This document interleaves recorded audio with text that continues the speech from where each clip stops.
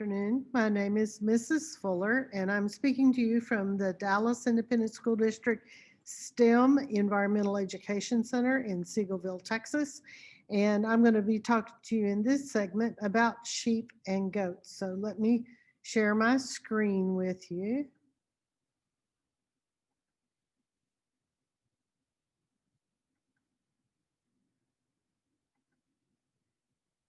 And I'll move myself a little bit. So we're going to talk about animals that are raised for wool or hair and milk and for meat. So let's start with sheep. I want to move myself again.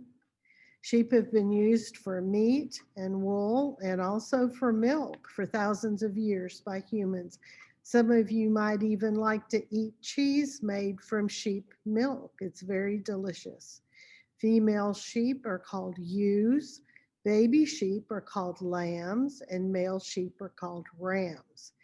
Lambs stay with their mothers for 5 months, and then they can go off on their own.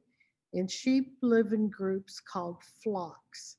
Sheep must be protected from predators like coyotes, bobcats, wild dogs, and foxes here in Texas. And around the world, actually, we have dogs that are trained to protect sheep. In Scotland, they've got the border collie, very famous dog, supposedly the most intelligent dog in the world, who is trained to protect sheep and to herd them even. In Europe, we've got a sheep called the Great Pyrenees, and we actually have several of that breed of dog here in Texas that they learn how to take care of the sheep and keep them safe from predators. There are about 150 different kinds of sheep.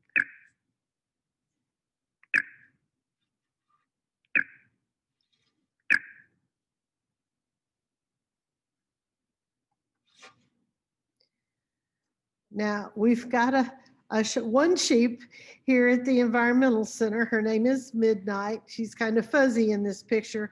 She's a Dorper sheep, but she's not a full-bred Dorper sheep. Dorper sheep don't have to be sheared. They just have minimal wool, and they lose that wool in the summertime.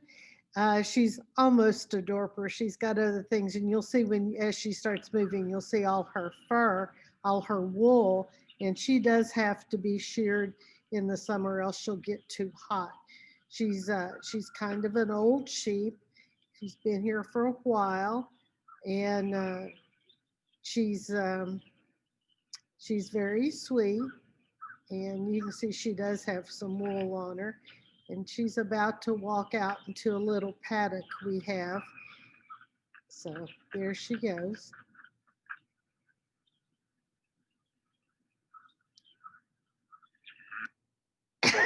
Excuse me. So I'm going to stop it. Now let's talk about goats. Now, goats have been, or probably may have been, the first hooved animals tamed, and maybe as long ago as 7,000 years. Goats provide meat, milk, hair, and hides. They live in groups called herds. A female goat is called a doe or a nanny. A baby goat's called a kid, and then a male goat is called a billy or a buck. You may have remembered the little story from childhood, Billy Goat Gruff. And it was about a billy goat, a male goat. Goats eat many, many kinds of plant material. They can be grazers or browsers. They just can eat just about anything. Now, hair from Angora goats is called mohair. Over 90% of the mohair in the United States comes from Texas. Now, we have one goat. We have had several in the past, but right now we just have one. His name is Jabez. His father was a Boer goat, a meat goat, and his mother was a Savannah goat. And the Savannah goat is also a meat goat. So I'm going to show him to you. He's out in a little pasture. He saw me walk up, so he came to see if I had any apples. He likes to eat apples. And when he sees I don't have anything for him to eat, he's sort of losing interest. But we're starting to draw a crowd. And in just a second, you'll see CV, our little longhorn calf, come up to see if I brought him anything to eat. So he's not a goat. He's a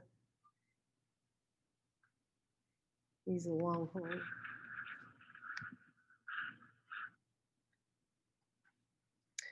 Now, when we talk about sheep and goats, this is a very big part of agriculture in Texas.